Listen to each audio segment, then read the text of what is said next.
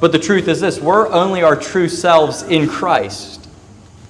And when we look around and we see people, the condition of the lost, denied by life, it ought to put into us a fire and a desire to see the world come to Christ.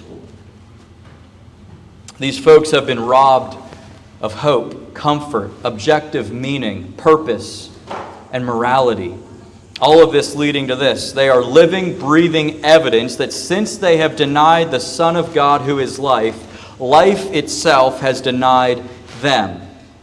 Jesus says, "Those who deny me, I will deny." Yes, in eternity on the final day, but even now, abiding on them, John chapter 3, is the wrath of God.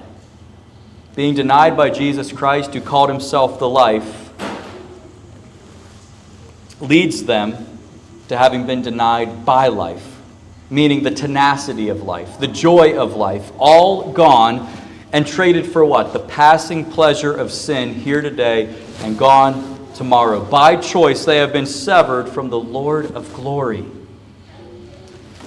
Okay, so that's true. Now look at this, friends. We have the hope.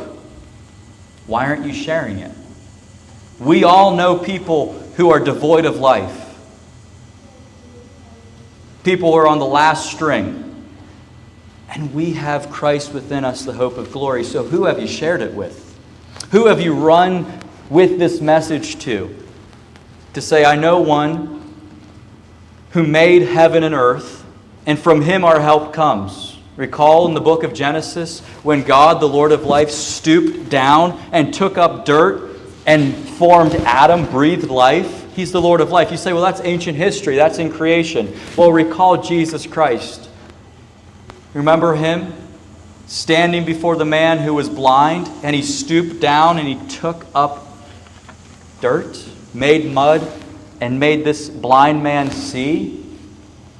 Notice that in Genesis, God made a man. Notice in the Gospels, Jesus Christ, the Son of God, remade a man. We know the Lord of life. We know the one who is the author of life and is come to restore all things, who has come to make all things new. And so as we look at Matthew chapter 10, let it create within us a great love, a sacrificial love, a heartbroken love for the lost. We all know lost souls.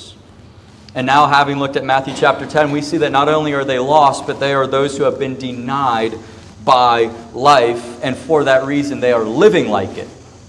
Miserable, hopeless, Christless, and without hope in the world. And so therefore, can that create in us a desire? I want to reach out to the one next to me, my neighbor, who knows not Christ. I want them, maybe they'll laugh at me, maybe they'll mock me, but just perhaps, like in the book of Acts, they'll be persuaded and believe and have joy everlasting.